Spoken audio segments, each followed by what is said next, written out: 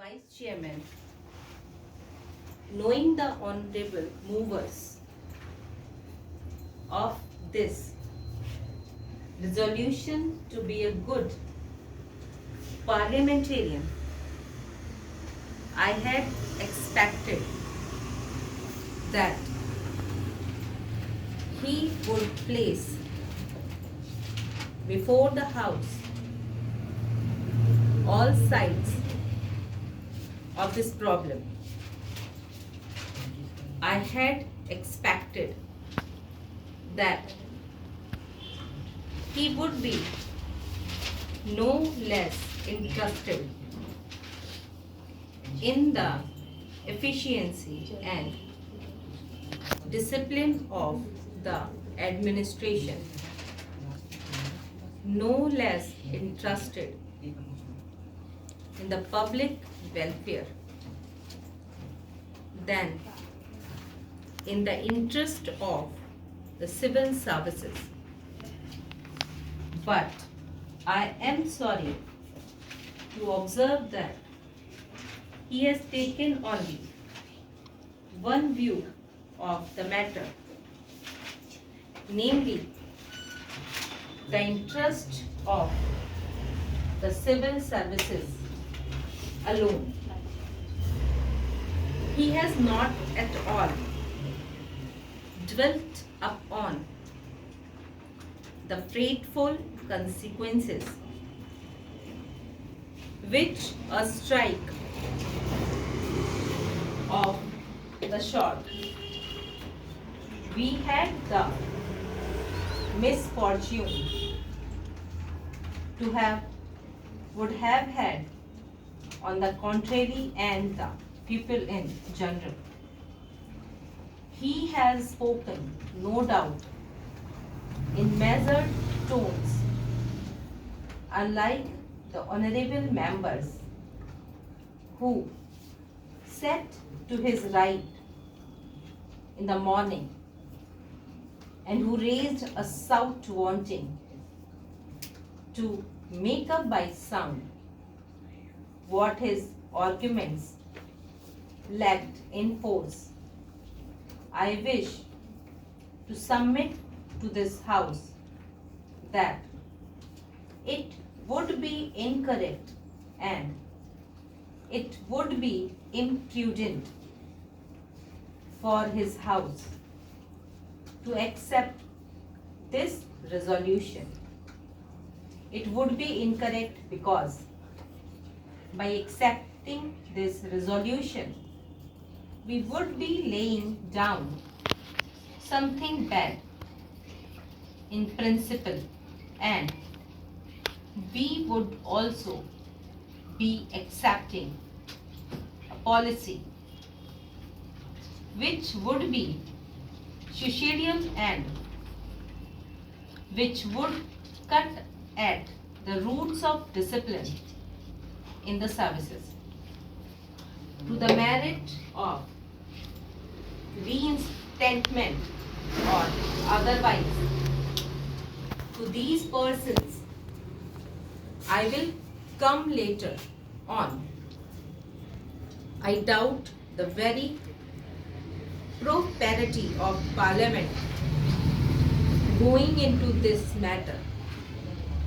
Now, let us see what has happened, whether right or wrong. Departments have taken up the questions of these strikers, those who took part in this strike, those who indulged in disobeying the ordinance, several cases of sabotage and intimidation, including criminal ones, have been gone into, and the authorities have taken some discussions and decisions. In some cases, the government have taken the decision, and in some cases, the departments have taken the decisions. Now, would it be right for Parliament to interfere with these decisions. Suppose we do that. Suppose Parliament interfered with the decisions taken by the government or by the heads of the departments. Tomorrow, with what face and with what authority can the head of a department extract service from his subordinates? This is the question which the Honorable the Mover must see, and also the other honorable members who have spoken in support of the revolution. Unemployment is mounting up, and we have not been able to generate enough employment opportunities to provide even for those people who are entering the labor market today.